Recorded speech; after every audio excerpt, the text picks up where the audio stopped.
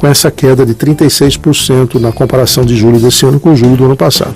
O ambiente de otimismo no ano passado era maior do que neste momento. De qualquer maneira, ainda há um saldo positivo, o que é bom. É isso. Gostou desse comentário? Então dá um pulinho no meu canal no YouTube, Reinaldo Café Soluções de Gestão, associado regional da Fundação Dom Cabral. Eu tenho vários vídeos sobre economia e finanças. Claro, faça assinatura também do canal. Viu só? O planeta nos gira em torno da economia? Gira sim. Quer saber mais sobre economia e finanças? Acompanhe o Planeta Economia. Faça parte do nosso planeta. Você ouviu Planeta Economia, com Reinaldo Café.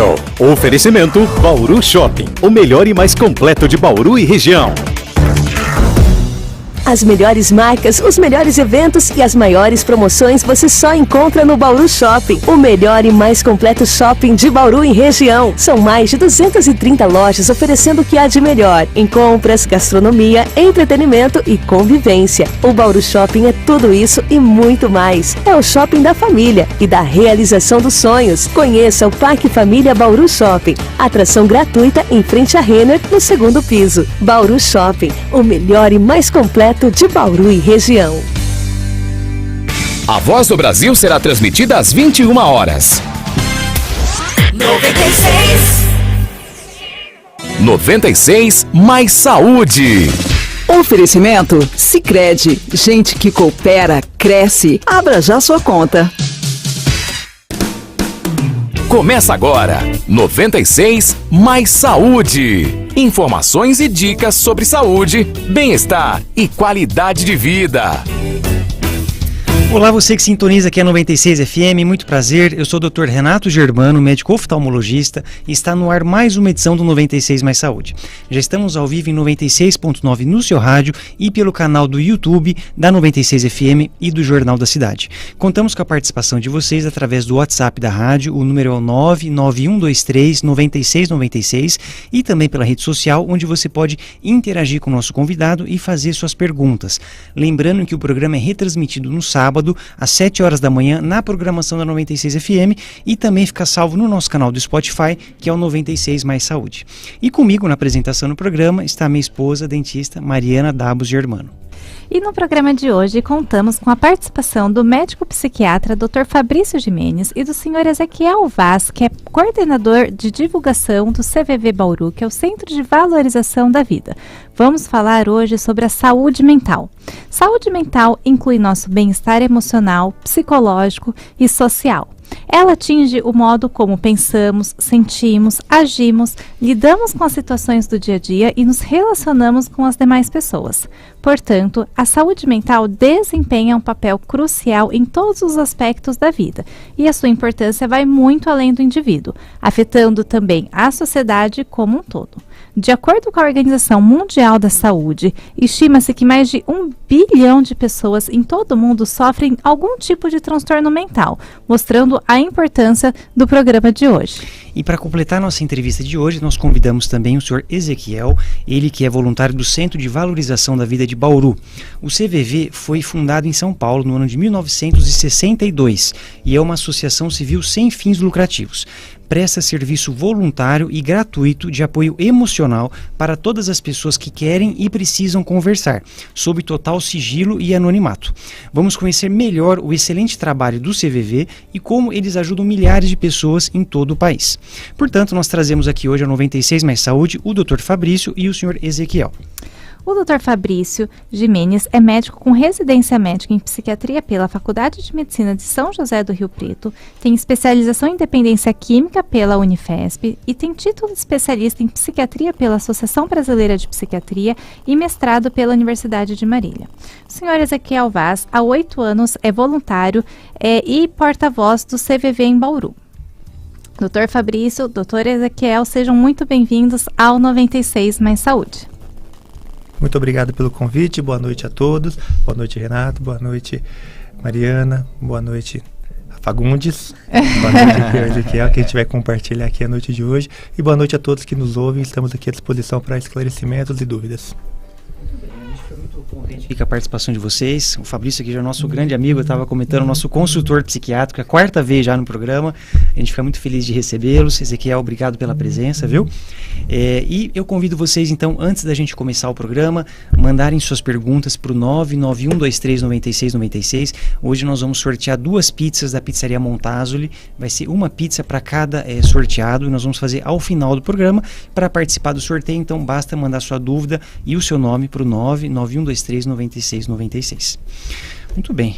Ezequiel, vou começar com você então, a gente falando, né, sobre esse programa tão importante hoje. Eu queria que você comentasse um pouquinho sobre o CVV, né? Como é que funciona, quantos postos existem hoje, quantos voluntários disponíveis, falar um pouquinho sobre o Centro de Valorização da Vida. Legal. Primeiramente, agradeço imensamente mais uma vez a oportunidade da 96, o Grupo Cidade ter nos convidado. E essa oportunidade realmente é de grande valia, porque a gente traz aqui para a sociedade, de fato, o que o CVV faz. Nós estamos há mais de 60 anos aqui no Brasil, 40 anos em Bauru, e é um pouco desconhecido o trabalho do CVV como um todo, né? Ele tem um trabalho voltado para apoio emocional, onde as pessoas que têm assim disponibilidade, estão assim passando por um momento de vulnerabilidade, dificuldade emocional, e eles fazem um contato conosco, né, através de um telefone único hoje, que é o telefone 188, tá? E também temos outros canais que através do site, e-mail e chat também. Mas também quero salientar aqui que hoje nós temos como voluntários no Brasil, somos 3.500 voluntários aproximadamente, em 100 postos, né? Bauru é um deles, né?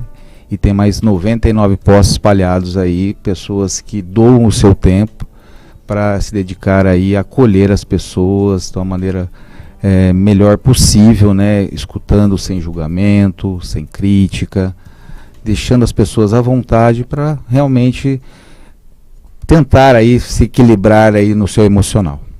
A gente estava conversando um pouquinho antes do programa começar e você estava comentando, o serviço ele funciona 24 horas, é isso? Exatamente, Mariana.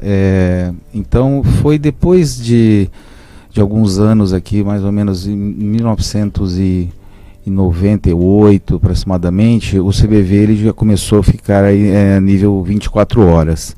Foi realmente uma grande evolução, né? E aí quando entrou o número 188 também facilitou esse contato com a população, porque é uma ligação gratuita. Então, assim, a qualquer momento do dia, da noite, né, sempre existirá um voluntário lá. Obviamente tem momentos de pico, que às vezes aí a pessoa liga, espera-se numa fila ali, mas o atendimento ele acaba acontecendo, né, no horário que estiver disponível ali. Como que é o trabalho do voluntário? Por exemplo, além do trabalho dele, como que ele se aprimora para ele poder fazer parte dessa equipe e ajudar? Ótima pergunta. Existe ainda uma certa resistência, né? As pessoas ser do CVV acho que não é para mim, como é que vai ficar problema dos outros, eu não tenho capacidade para isso. Mas assim, o treinamento ele é feito durante 3 meses, são 12 encontros semanais, onde a gente passa toda uma expertise nossa, um treinamento muito bem elaborado, né? Desde a sua fundação. E o voluntário sai dali muito bem assim preparado, obviamente, mas ele é acompanhado no início dos plantões, né, quando ele começa os primeiros plantões, até para que ele se sinta mais seguro. Eu já estou há 8 anos e tem alguns atendimentos que, vamos dizer assim, que me deixam um pouco assim estabilizados, assim. Então eu preciso às vezes assim até de um apoio do grupo, que é feito também. Nós temos encontros semanais, ou às vezes mensais, onde a gente também discute exatamente algum tipo de atendimento que de repente não ficou muito bem encaixado, será que eu saí bem na resposta? Então a gente tem todo um respaldo da coordenação do posto para que o voluntário faça o melhor trabalho possível, dentro de uma regra do CVV. Entendi, perfeito. Nós temos já algumas participações aqui dos nossos ouvintes. O Paulo, ele quer saber como que ele faz para se voluntariar no CVV. Opa, seja bem-vindo, Paulo. Estamos precisando. Atualmente nós estamos com 32 voluntários aqui em Bauru, né? Então nós temos ainda uma demanda a ser cumprida. Temos 2 canais aí que vocês podem acompanhar. Primeiro, você pode acessar o WhatsApp do próprio CVV Bauru, que é o 99-192-0415. Esse é o da Secretaria aqui de Bauru. E pelas nossas redes sociais, que é o CVV Bauru. Então, as duas aí você vai ter a informação. O próximo curso vai ser em outubro, né? E um diferencial também que veio também a somar aí, infelizmente, depois da pandemia que ocorreu, mas que trouxe benefícios, nós estamos fazendo agora o treinamento online. Então, se você mora, por exemplo, em Agudos, Pederneiras, Piracicaba, enfim, cidades aqui adjacentes ou próximas, às vezes até fora de estado, é possível a gente se reunir, porque a gente vai fazer um PSV, que é o Programa de Seleção de Voluntários, que vai ser de vários postos do CVV aqui do nosso interior aqui, e aí a gente vai estar ministrando esse treinamento. Então, em outubro, a data exatamente vai ser divulgada nas redes sociais ou pelo telefone a mais próxima aí de outubro. Perfeito. Okay? Isso ajuda bastante, né? Então, até para a gente saber como que é essa porta de entrada para poder se voluntariar, como que é esse treinamento, isso é muito importante. E um detalhe, Renato, é que esse treinamento também, quando a pessoa passar a fazer parte do grupo dos voluntários, né, ele vai poder atender na casa dele, tá? Então, com todo, claro, obviamente, um lugar com privacidade, né, sem ruídos, porque se de repente a pessoa está fazendo um atendimento, um atendimento meio, né, assim, bem sensível, né, emocional muito pesado, carregado, e se a pessoa escuta algo, ela fala, tem alguém aí? Alguém está escutando? Enfim, então pode quebrar esse elo de ligação aí, de ajuda que está acontecendo, tá? Então, hoje nós temos essa modalidade que é o atendimento remoto. Inclusive eu estou fazendo, faço da minha residência, às quarta-feiras eu me isolo lá no meu canto lá e faço meu plantão. Então é uma facilidade. Quantas horas é o plantão? São 4 horas na semana. Tá. E qualquer pessoa pode se cadastrar para se voluntariar ou precisa ter, por exemplo, nível superior ou alguma coisa? Não. É bem tranquilo. Então, a partir de 18 anos, se eles têm essa simpatização por ser voluntário ou querer saber mais sobre a proposta de vida do CVV, porque ele acaba sendo uma proposta que é uma reforma, acaba sendo uma reforma íntima. Eu mudei muito depois do CVV, muito mesmo. Então, hoje eu ouço sem crítica, tento avaliar, tento assim, sabe? É um processo, né? Obviamente não... Mas aprendizado também, foi enriquecedor, e além do mais a gente passa por diversos treinamentos no decorrer, né, dessa caminhada. Então o CVV fornece muito recurso, aprimoramento, é um MBA assim, realmente da sua vida, assim, para você melhorar como pessoa, como você saber acolher um olhar mais empático. Perfeito. Tem uma pergunta aqui agora da nossa ouvinte Andressa, eu vou fazer para você, viu, Fabrício? Ela gostaria de saber como conscientizar a família da importância de se reconhecer a depressão e a ansiedade como uma doença e não como frescura ou falta de Deus, por exemplo. Sim, e infelizmente é uma coisa que acontece, inclusive, com uma certa frequência. Tem diminuído cada vez mais ao longo dos anos, né? Por instrumentos como esse, por exemplo, que agora a gente está utilizando numa rádio para elucidar a população, a informação, né, nas novelas, nos filmes. Então tudo isso daí vem para quebrar um paradigma, né? Então toda a psiquiatria, ela carrega ainda um tabu, né? Aquele tabu do médico antigo, daquela condição da hospitalização, do manicômio, do médico de louco, e que não tem nada disso, né? A única coisa que difere, por exemplo, uma fratura de uma depressão é que uma fratura eu vejo num raio-x. Exato. Mas a depressão, ela é uma doença tão séria quanto qualquer outra enfermidade, como uma hipertensão arterial, com diabetes. Então, o primeiro passo é orientar a família. Eu sei que o paciente que está nessa situação, ele já está fragilizado. Ele não tem argumento para poder convencer a família que ele está doente. Por isso que nesse momento o objetivo é buscar um profissional capacitado para que esse profissional consiga fazer com que a família compreenda a gravidade daquela condição, para justamente poder auxiliar, junto com uma provável intervenção farmacológica, a melhora daquele paciente como um todo. O Rogério quer saber se o CVV tem algum incentivo financeiro governamental. Não. Inclusive, esse é outro ponto que a gente sempre bate. Nós temos nossos postos, cada voluntário contribui com um valor para que o posto se mantenha. Nós temos alguns atributos a serem pagos, né? Por exemplo, o telefone 188, nós temos um valor a ser pago para a central, que é um software. E aí a central, a nacional, ela repassa. Então nós temos esse custo, aí tem mais o custo de água, internet, enfim.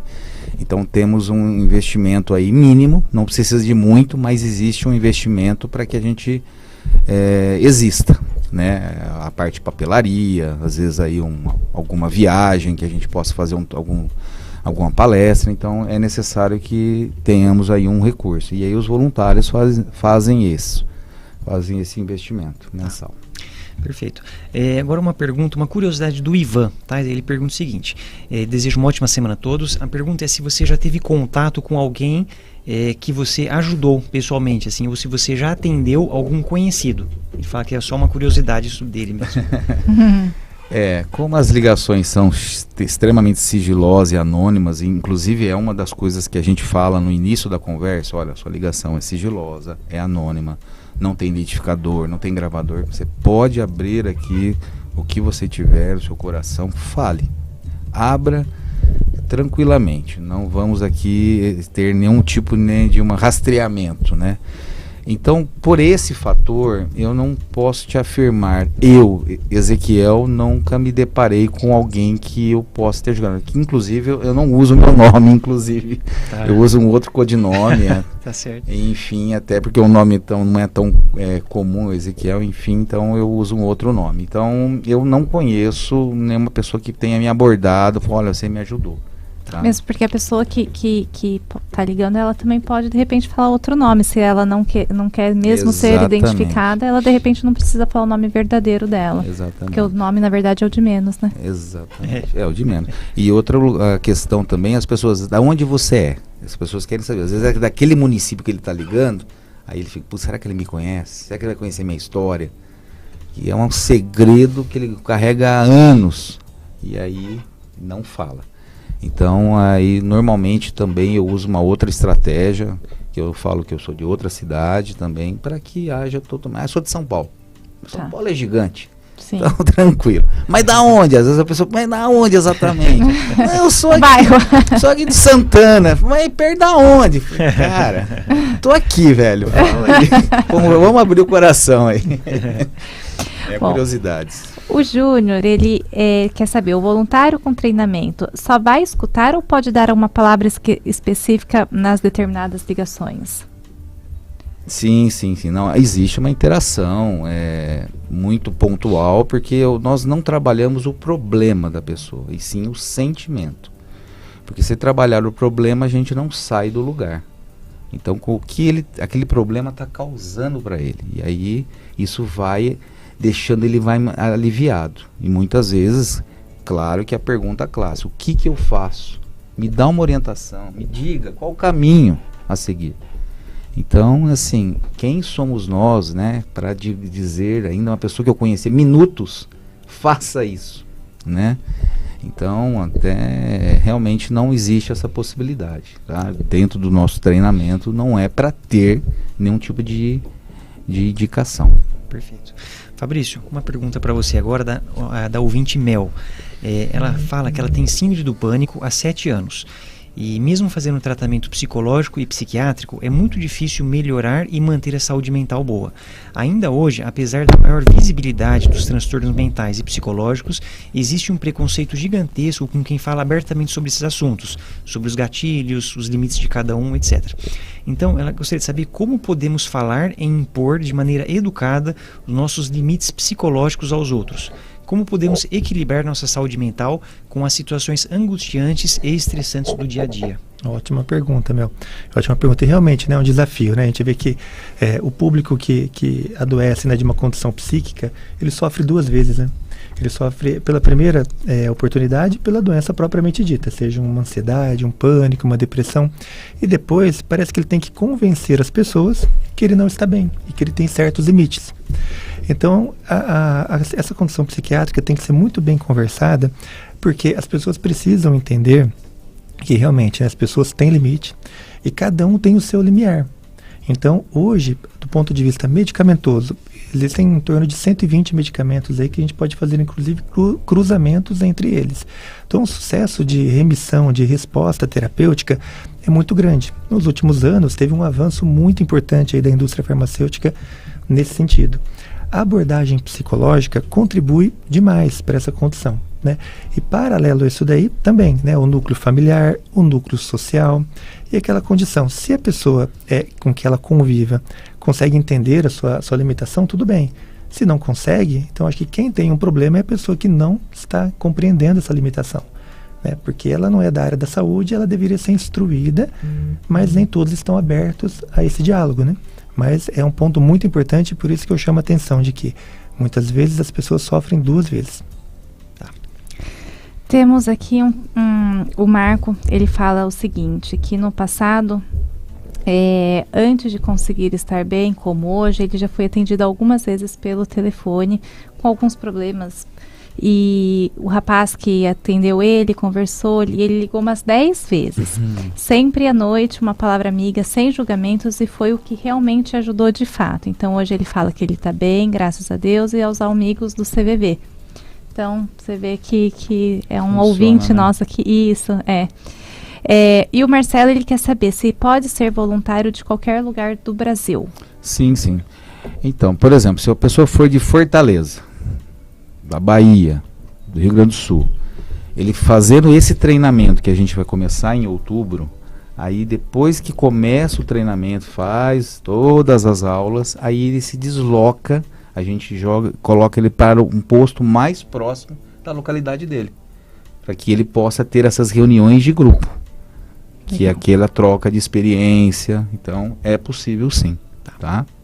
Muito bem, estamos aqui hoje no 96 Mais Saúde recebendo o Dr. Fabrício Gimenez, ele que é médico psiquiatra, e o Sr. Ezequiel Vaz, que é voluntário do CVV de Bauru, então falando sobre a importância da saúde mental e dando aqui algumas dicas e orientações sobre como melhorar nossa saúde mental. Fabrício, uma pergunta agora da ouvinte Lilian. Ela fala que ela viu em um programa de TV que crianças e adolescentes vidrados em celular têm tendência maior a serem depressivas. O que você acha, né, se realmente é verdade? Eu acho que assim, é uma condição muito, muito atual, né, muito contemporânea, porque a gente está falando aí de smartphone, a gente está falando de tablet, que são evoluções extremamente recentes, né, que a nossa geração não passou por isso, mas essa próxima passa. Acho que mais importante do que o aparelho é a quantidade do aparelho e também, né, o conteúdo do aparelho. Acho que isso é o problema, né? Exatamente. Então existem várias situações, né, além do tema de que a criança está tendo contato, o tempo que ela está tendo, sobre o que está dizendo aquele determinado programa ou aquele determinado aquela passagem, seja lá de um streaming, seja lá o que for, mas é muito importante, né, que se tenha algum tipo de limite, com toda certeza, e que os pais monitorem, né, acima de tudo, qual é o conteúdo, porque a criança na segunda infância, seja até na adolescência, ela ainda não tem o discernimento para poder fazer o julgamento do que é adequado, o que não é adequado. Então, são fases da nossa vida em que somos muito vulneráveis. Então, a supervisão dos pais nessa condição é muito importante. E nessa condição, acaba acontecendo uma alienação ali do mundo social. Então ela deixa de sair, ela deixa de ter amigos e vai optar por ficar sozinha na casa dela, e nisso ela vai criando um hábito que não é muito saudável, né? Então o ser humano foi feito para viver em harmonia com os outros seres humanos. A partir do momento que a gente se isola demais, né, atrás de uma rede social, atrás de programas, enfim, deixa de ser saudável. Temos uma ouvinte que ela quer saber se problemas psiquiátricos podem ser hereditários. Sim. Como qualquer outra questão na medicina, os componentes psiquiátricos têm uma condição de hereditariedade bem focada. Então, para cada transtorno mental, vamos ter uma condição de hereditariedade. Então, se eu tenho um parente de primeiro grau, um pai ou uma mãe que é diabético, não necessariamente eu vou ser diabético, mas eu já tenho uma predisposição a ser um diabético no futuro. Por isso que eu vou tomar mais cuidado. No caso de uma ansiedade ou de uma depressão, na mesma condição. Então, não necessariamente quer dizer que eu vá ser um ansioso ou um deprimido, mas que eu já carrego uma predisposição genética, ou seja, se eu já tenho uma condição já meio que pré-estabelecida, que é imutável, porque a gente não consegue mudar a função genética do ser humano, então sim, eu posso ter uma condição de predisposição genética muito importante, que inclusive pode ser desencadeada por algumas condições, como o uso de substâncias psicoativas, o uso de álcool em demasia, o uso de maconha e outros entorpecentes aí que acabam culminando com esse fator desencadeador, né? Ou o efeito gatilho. Perfeito. Ezequiel, uma pergunta agora da Rosângela. Ela fala o seguinte: no CVV todos os atendimentos são sigilosos. Como reage o voluntário, como deve reagir o voluntário se receber uma ligação de um crime ou de um abuso, por exemplo? Eu acredito que faça parte do treinamento de vocês, né? Mas acho que é uma curiosidade. Entendo. Bom, é uma boa pergunta. Todo atendimento que a gente recebe, a gente vai levar para sempre a verdade absoluta, né? Se ela contar fatos, estou precisando de ajuda, me indique aí um médico aqui próximo, alguma coisa assim, é uma coisa que fica muito particular, sabe? Então, esse tipo de atendimento ou de indicação a gente não faz. Quando existe alguns índices que mostra que está tendo algum caso, né, de como foi relatado, normalmente a gente também assim age de uma maneira assim, buscando de uma maneira que ela tenta falar aí com mais dados para que realmente a gente levante se é fato, né? Porque não sabemos, né? É muito complicado a gente ter a certeza absoluta daquilo que ela está falando, né? Então tem muitos casos que pode ser fantasias da cabeça, né? Então a gente vai até um limite. A Mona Lisa está perguntando agora para o Dr. Fabrício sobre o diagnóstico psíquico. Ela fala: nós como usuários da saúde mental muitas vezes temos necessidade de um diagnóstico, mesmo que o tratamento não seja medicamentoso ou que não haja necessariamente um tratamento, mas às vezes ela percebe, né, que o profissional da saúde mental não dá necessariamente um diagnóstico e nós ficamos sem saber o que temos. Como lidar? Podemos pedir um diagnóstico abertamente ao psiquiatra ou ao psicólogo? Ao psiquiatra, né? Então cabe ao médico fazer o diagnóstico e firmar o diagnóstico final. Então, quando um paciente ele sofre de alguma enfermidade psíquica, né, ele sim, né, ele tem o direito de saber o que ele tem. Então, é uma questão de uma conversa, você ter uma boa anamnese, ter uma boa conversa com o paciente para poder entender o que está acontecendo, para poder sim, né, porque imagina a pessoa que ela não está se sentindo bem por algum motivo que ela desconhece. E aí ela vai em busca de um médico e que ela não tem um diagnóstico. Então, como é que eu traço uma conduta terapêutica, mesmo que for não farmacológica, sem um diagnóstico? Então, ou tem um diagnóstico ou não tem um diagnóstico. Caso tenha um diagnóstico, faz parte sim do tratamento o paciente saber o diagnóstico dele, como qualquer outra enfermidade na medicina. Então, eu preciso entender se eu tenho uma ansiedade, que na teoria é fácil eu falar, olha, uma ansiedade ou uma depressão, mas muitas vezes as coisas andam juntas. Então, não é incomum as pessoas perguntarem, eu não sei se eu tenho ansiedade ou depressão. E que para quem não sente nada disso, parece que são coisas totalmente distintas. Mas muitas vezes elas andam juntas. E a pessoa fica confusa. E se ela fica confusa, ela alimenta cada vez mais essa incerteza sobre o que ela tem. E isso não ajuda no tratamento. Bom, nós vamos ter um intervalo rapidinho. Eu vou fazer, antes do intervalo, uma última pergunta, Ezequiel, para você. Vamos lá. Talvez uma das mais importantes, na verdade. Mas você tem muito costume de ajudar as pessoas pelo telefone, né, através dessas ligações. Mas seria possível você falar aqui para os nossos ouvintes algumas dicas assim, de como ajudar as pessoas que estão em sofrimento? Olha... Como que você age? Como que você conduz a ligação? Eu acho que é ouvir, estar ali presente... tirar tudo que é distração, estar 100% focado naquele assunto Sem julgamentos, eu acho, né? Manter um canal aberto e deixar a pessoa falar. Cara, muitas vezes você, não, mas isso que ele tá falando é besteira, mas o que ele tá falando? Deixa ele falar. É notório quando você acompanha um atendimento de início, que a voz está embargada, choro, e depois de 30, 40 minutos, cara, você nota. É outra conversa, Rapaz, é coisa linda de ver. De ver não, de ouvir. De ouvir. Então, mas o que foi feito? Só abrir o canal de conversa para que ele pudesse falar. E aí eu dei meu treinamento para que ele pudesse fazer isso acontecer. Bacana. Então depois do intervalo eu vou perguntar a mesma coisa pro Fabrício, para ele dar a opinião dele aqui de como ajudar as pessoas que estão em sofrimento. Então nós vamos fazer um rápido intervalo aqui no 96 Mais Saúde, daqui a pouquinho já voltamos com o Ezequiel do CVV e o Dr. Fabrício Gimenez. 96 Mais Saúde. Volta já. Você está ouvindo 96 Mais Saúde. Oferecimento Sicredi. Gente que coopera, cresce. Abra já sua conta. A parceria do Sicredi é fundamental para prosperarmos juntos, seja no campo ou na cidade. Aproveite as linhas de crédito para você, sua empresa, seu agronegócio, com taxas especiais, parcelamento facilitado e contratação rápida e prática. Seja um associado da primeira instituição financeira cooperativa do Brasil, que promove o crescimento de toda a comunidade, reinvestindo recursos na nossa região. Venha para o Sicredi, onde o seu dinheiro rende um mundo melhor. Verifique se o crédito contratado cabe no seu orçamento. Crédito sujeito a análise e aprovação.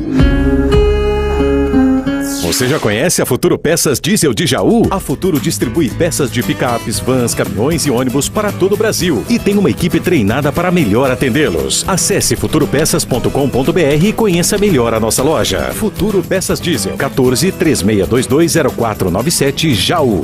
De segunda a sexta, das 6 às 8 da manhã. Cidade 360. Jornalismo em todos os ângulos. Oferecimento: vem pro Clube de Vantagens Cliente Confiança. Economize com ofertas exclusivas para clientes clube. Cadastre-se clienteconfiança.com.br. A IT está com inscrições abertas para graduações na modalidade EAD. Conheça as opções e inscreva-se em it.edu.br. Guanda Baterias, a energia que você precisa. Há 28 anos fornecendo baterias de qualidade superior com melhor custo-benefício para Bauru e região. Buranelos Despachante Aduaneiro, há 16 anos ao lado dos importadores e exportadores. 3227-2794. Trade Plataforma de E-Commerce, o espaço perfeito para você vender na internet. E Ótica Prime, aqui você encontra Balma, Celine, Dior e Fendi. Rio Branco 2615 no Metropolitan Square.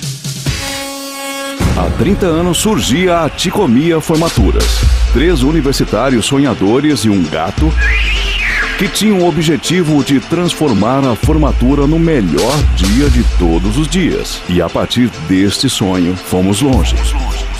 Fomos tão longe que de festas universitárias nos espalhamos por todo o Brasil. Fomos tão longe que transformamos o que muitos chamavam de impossível na maior e mais legal empresa de formaturas do país.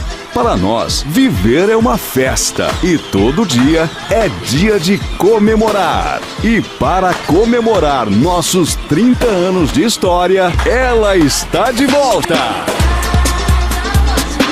Ticomia Just White!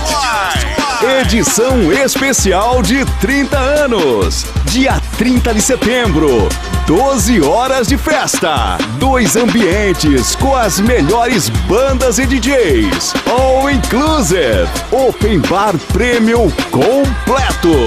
Open Food com espaço gastronômico.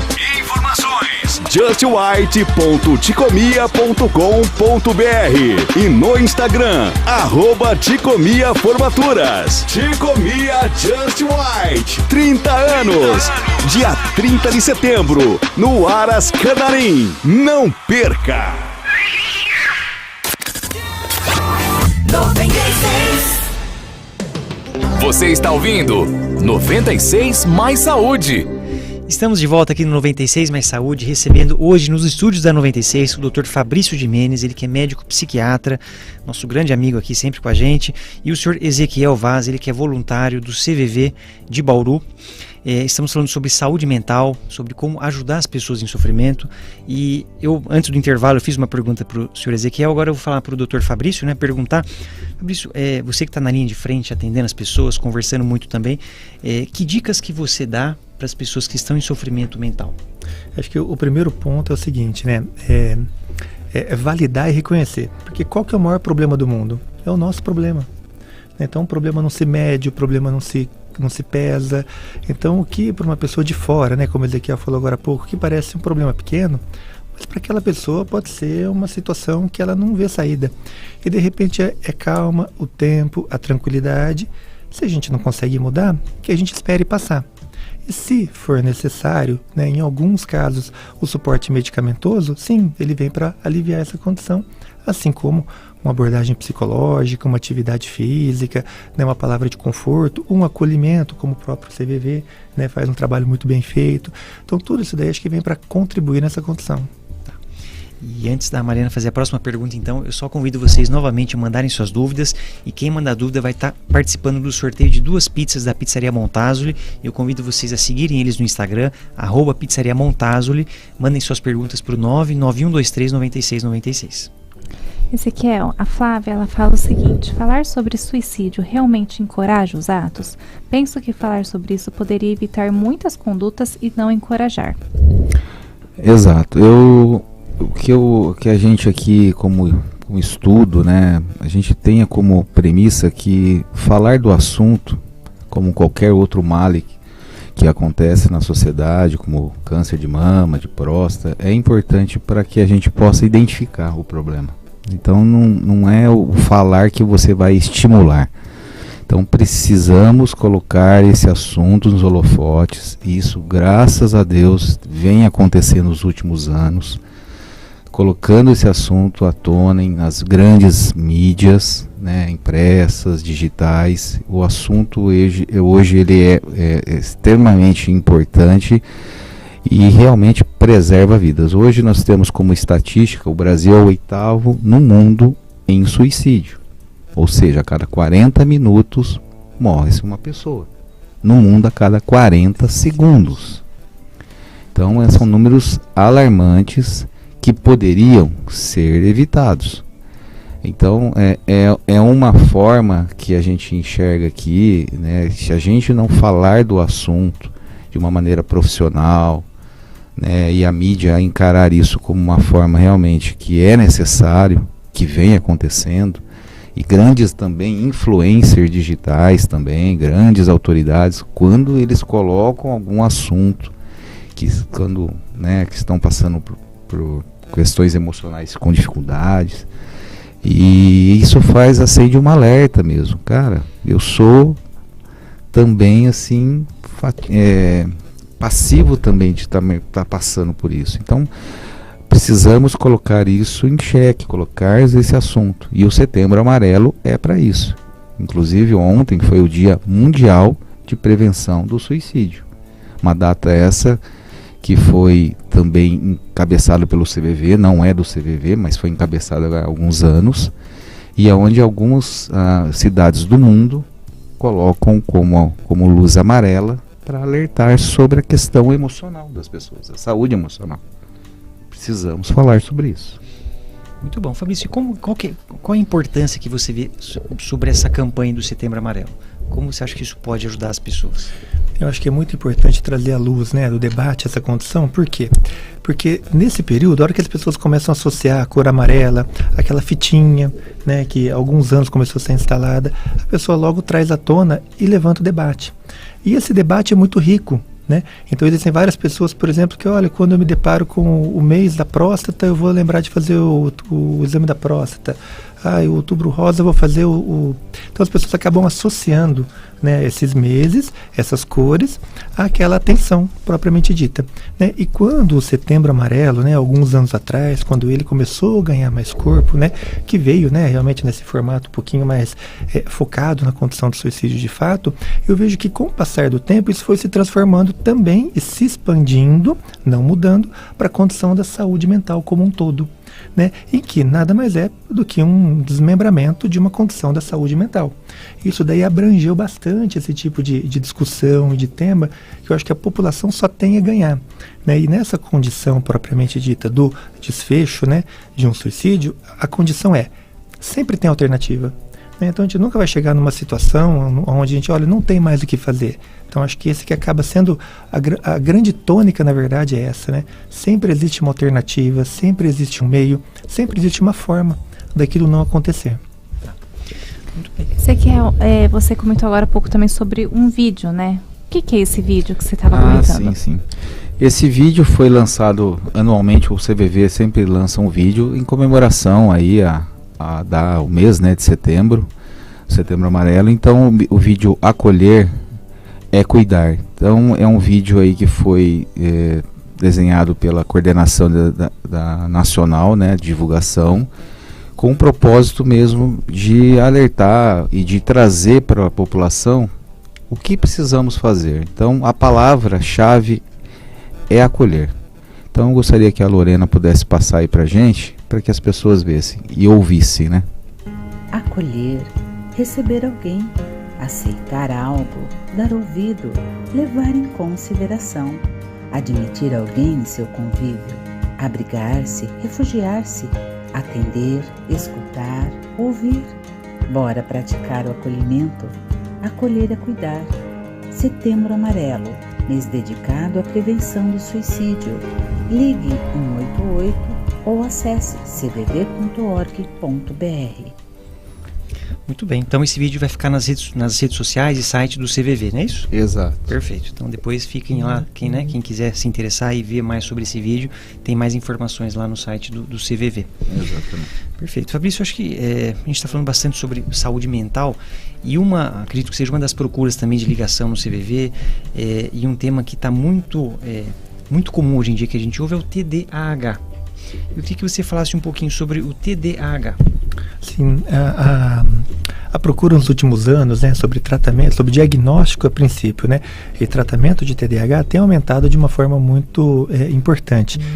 Também com essa questão de rede social, né, hoje a disseminação da informação traz à tona aí que qualquer pessoa consiga ter um pouquinho mais de informação técnica, que ela já chega, ela já procura o especialista, né? E o TDAH, né, caracterizado pela dificuldade de ter e manter o foco, aquela posição onde a pessoa tem a hipermobilidade da atenção, ela está pensando em várias coisas em nada ao mesmo tempo, a hiperatividade, né, quando a gente fala hiperatividade, não só hiperatividade física, né, que é aquela criancinha, por exemplo, que está a todo momento dando trabalho na sala de aula, mas também lembrando da hiperatividade psíquica ou mental, né, onde se confunde muito com pensamento acelerado, e isso daí acaba discorrendo outras condições psíquicas no futuro.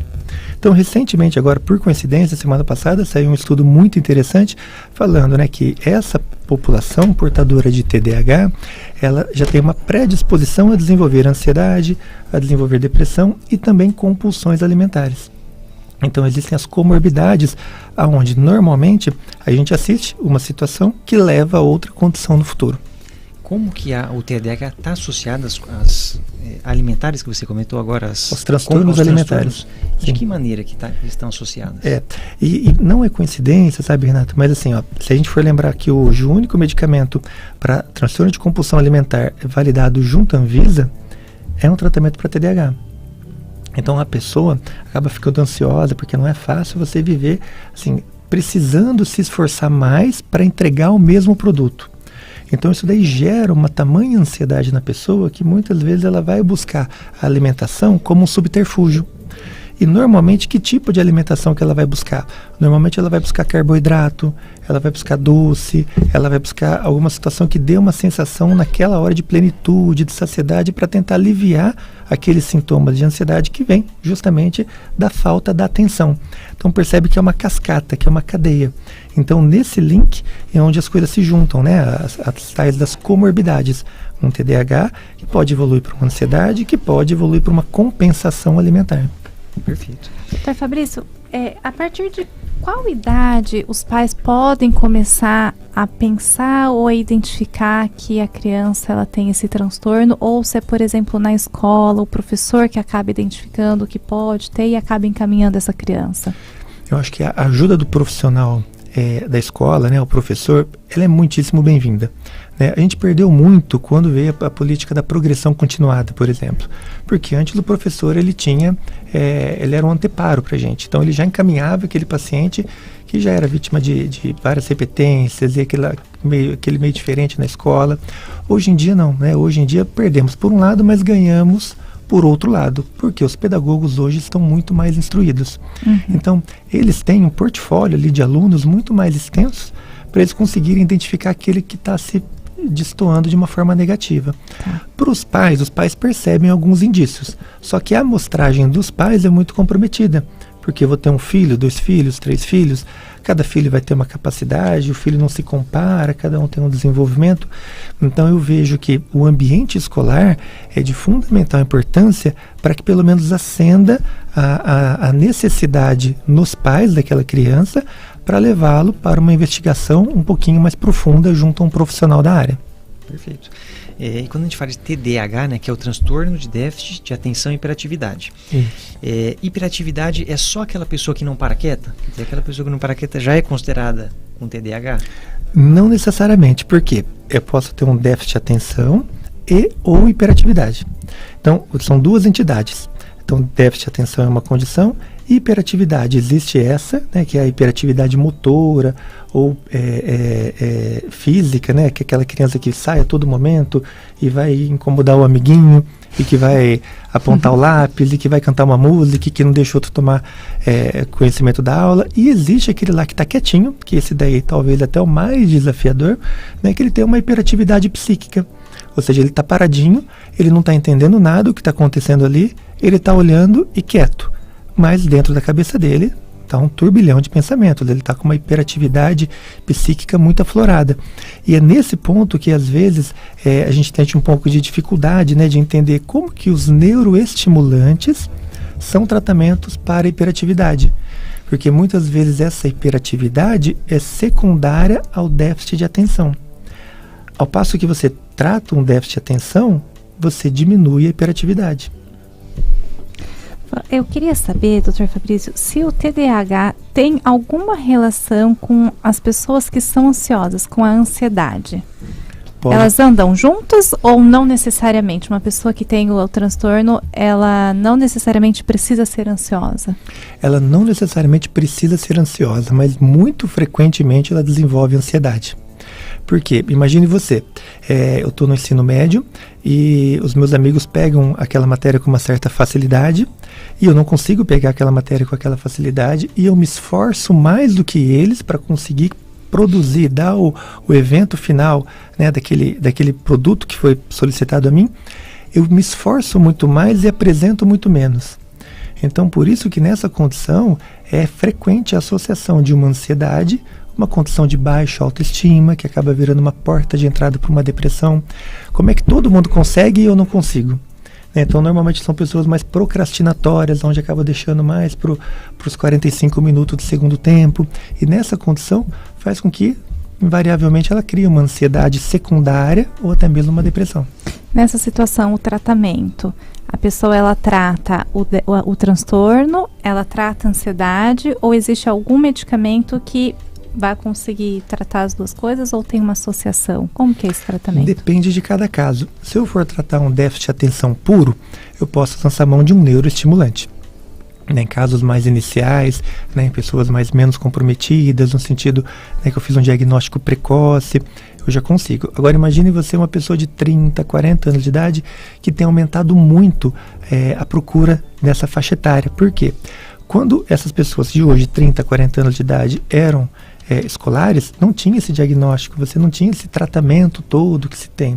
Então, ao longo da vida, a pessoa já desenvolveu ansiedade e a pessoa já desenvolveu uma depressão.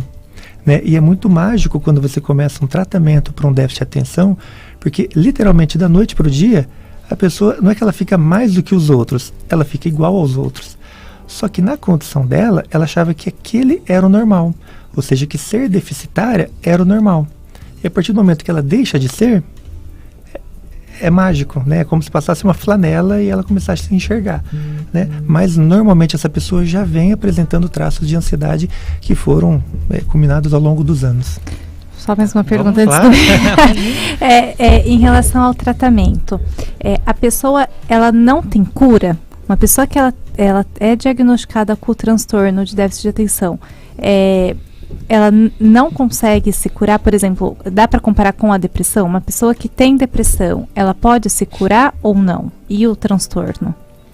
A gente vai falar assim, em controle. Tá. Então, quando a gente vai falar de condições crônicas, como por exemplo um déficit de atenção, eu não posso falar que o paciente vai se curar em 6 meses de tratamento como se ele nunca tivesse tido um déficit de atenção, né? Eu posso falar que ele vai se controlado daquela condição e ao longo do tempo, né, existem técnicas que a gente pode usar como tratamentos coadjuvantes, como uma terapia, por exemplo, para tentar a médio e longo período de tempo, quem sabe diminuindo a dose daquele medicamento, e a pessoa no futuro, se houver outra necessidade onde ela está sendo muito exigida cognitivamente, sim, pode lançar mão num momento futuro, mas a estratégia é que pelo menos se pleiteie começo, meio e fim.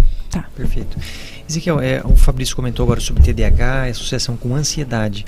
Lá no CVV vocês atendem muitas ligações também de pessoas ansiosas. Crise do pânico. Sim, sim. Pessoal, realmente existe hoje uma demanda grande em cima disso. Até a gente percebe que as pessoas estão dopadas, né? Falando às vezes com voz até complicada, né? Porque o medicamento... Enfim, mas realmente existe uma grande incidência da crise do pânico e da depressão, né? Então as pessoas elas estão realmente se verbalizando sobre isso e buscando ajudas, né? E aí a gente começa na condução da conversa, tentar aí, da melhor forma, tentar dar uma amenizada nisso, né? Obviamente, até onde a gente pode chegar, mas... esse acolhimento acaba aliviando um pouco essa tensão, né? Quanto tempo em média dura um atendimento telefônico? Olha, numa média, cara, de 20 a 40 minutos, mas tem momentos que já chegou a 2 horas. Já ficou 2 horas com a mesma pessoa na linha? Já fiquei.